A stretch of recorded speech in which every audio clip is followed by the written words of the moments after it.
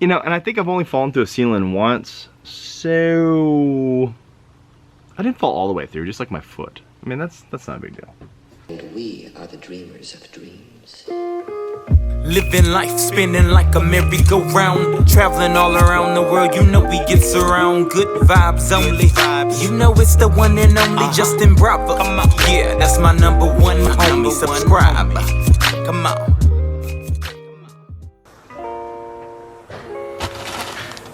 Here's your snack. You ready? Let's go.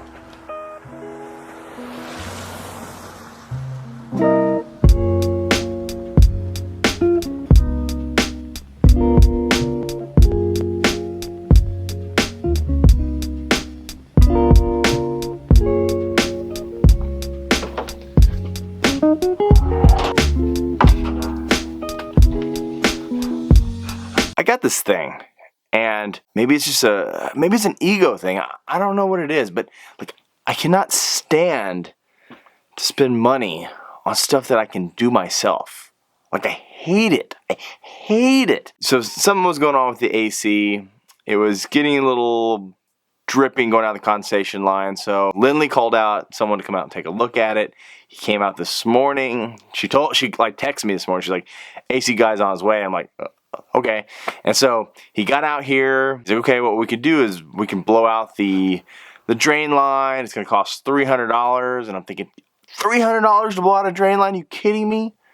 I could do this in seconds. And it's not really going to take seconds because it'll take me a long time because I don't have the proper tools. I don't have a bladder to blow out the line, all the things. So I'll end up doing kind of a half-ass job, but I'll get it done. I told the guys, well, we'll think about it. And, you know, I'm not thinking about it. I'm going to blow it out myself. But I don't know. Like, I don't know if it's ego or what it is, but I always do this. Like, I just can't do it. I can't do it. I can't pay the money. Lindley's like the opposite. She's definitely like, well, it's not worth my time. I'm not going to mess with it. I'd rather just go for it. And I'm like, oh, I'm not paying that. That's not happening. Do y'all feel that way? Am I just being silly? Maybe I'm ridiculous. I'm definitely ridiculous.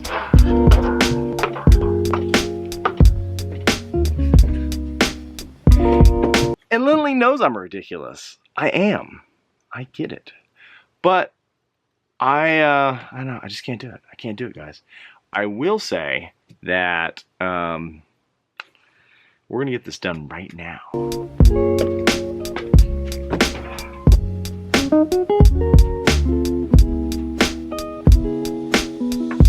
And I implore you not to follow my technical advice. I'm probably way better with a computer and a camera than I am with HVAC.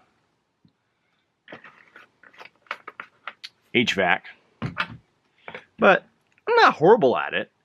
You know, I have a little bit of skill set outside of the digital realm. In fact, one of my first few jobs, and one of the only jobs I've ever done, is I worked for a swimming pool company. And I was a repair technician. And I did all the changing of motors and pool heaters and flushing of lines and installation of plumbing equipment. So I had some plumbing, electrical, and gas line experience. So it's been a while since I've done that sort of work. Looks simple enough. I mean, a pipe is just a pipe. And crap is just crap. Just gotta flush it out. You know, and I think I've only fallen through a ceiling once. So I didn't fall all the way through, just like my foot. I mean, that's not a big deal. You know, and Lindley's always like one of those things like, you got it? You got it? You got this handled? Are you sure? Are you sure we shouldn't call somebody? I'm all like, I got it, no worries. I'd say 80% of the time I got it. Sometimes I'm just bullshitting. And I'll tell you, like one of the greatest gifts that I ever learned from my dad was he would go and buy a new video card or new RAM or something to upgrade his computer. And he would always kind of just give me his old stuff, his old components. And but he never would install it for me. You know, he would always be like, well, here you go. Here's the new hard drive. Here's the RAM. Here's you know, whatever it is that, you know, I was taking from his to make mine super fast. And he always made me insult myself, and I always just figure it out. And he was always there for questions and certainly helped me out a lot. But he would always make me just troubleshoot and make things work.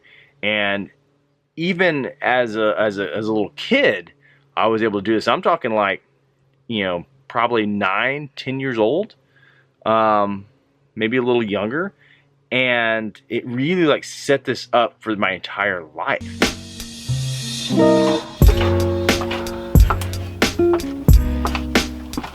And those lessons he taught me back then have served me so well my entire life. I've always been a person who can just figure out how things work and fix it. Or I've been really good at reverse engineering stuff, whether it be programming, computer-wise, or hardware, or mechanics, anything. And it's purely because of my dad, and it's purely because of the things he taught me back then. And man, I'll tell you that it's been such a valuable part of my career and who I am as a person. I go back and look at that, and I thoroughly credit everything to those moments of him, you know, making me figure stuff out. And I think that that's so important. It's something I definitely try to do with the kids, is not kind of fully do everything for them, but really help them develop that critical thinking and why stuff works the way it works. But I don't know. I think it's important.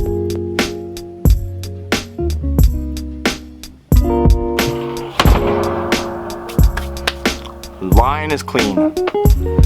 We're good. Yeah, I was 16. Had my first car. It was a Pontiac Grand Am. And this little tensioner bearing was going out on the car and making that noise, you know, because it couldn't keep the belt tight. And I knew nothing about cars. Like, me and my dad worked a lot on computers as kids, but I don't remember doing a lot of mechanical work. But I remember at the time,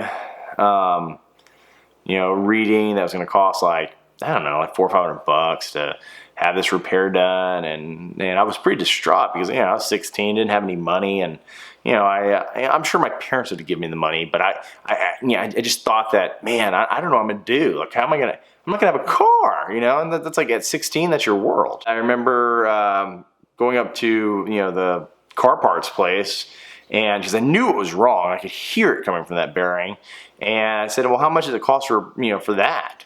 And the guy goes, well, I don't know, it was like $60, $55, something like that for the part. It was relatively cheap. I remember asking them, I said, do you have this part in stock? And they said they did. I said, let's go for it. So I remember buying the part and heading home to do it in the driveway of the Casa.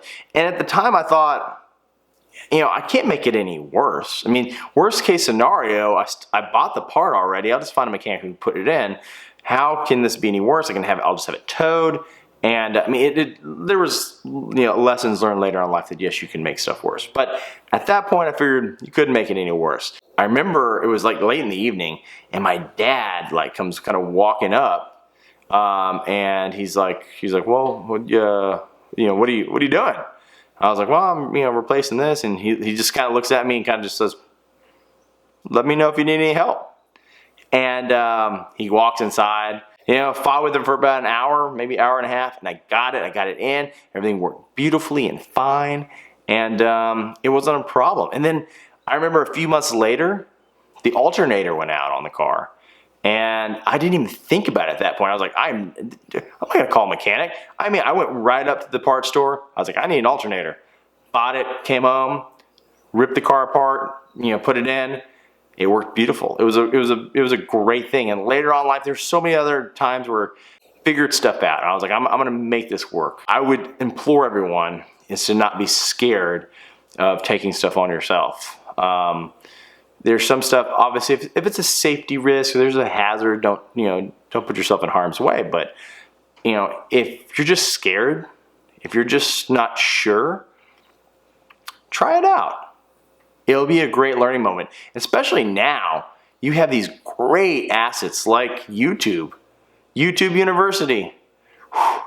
It's definitely helped me out later in life, but man, if I had YouTube University at 8, 9, 10, 11, 12 years old, I'd have been dangerous. That would have been something.